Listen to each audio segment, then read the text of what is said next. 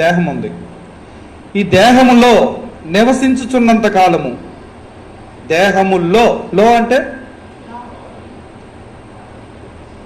దేహముల్లో లోపల నివసిస్తున్నారు. అర్థమవుతుందా? లోపల ఎవరు నివసిస్తున్నారు? దానియేలు. ఉదాహరణకు దానియేలు అని తీసుకుంటున్నా. దానియేలే కాదు, పేతురు, పౌలు, వీళ్ళందరూ ఏమన్నారు? మేము మా దేహంలో నివసిస్తున్నాం అన్నారు. దేహముల్లో అంటే లోపలే ఉండేది, దేహంలో నివసిస్తున్నారు. పౌలైతే ఏమన్నాడు?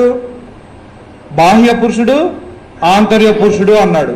కాబట్టి ఈ బయటికి కనపడేది ఏంటది? బాహ్య పురుషుడు. బాహ్య పురుషుడు. ఈ లోపల ఉన్నదాన్ని ఏమనొచ్చు? ఆంతర్య పురుషుడు.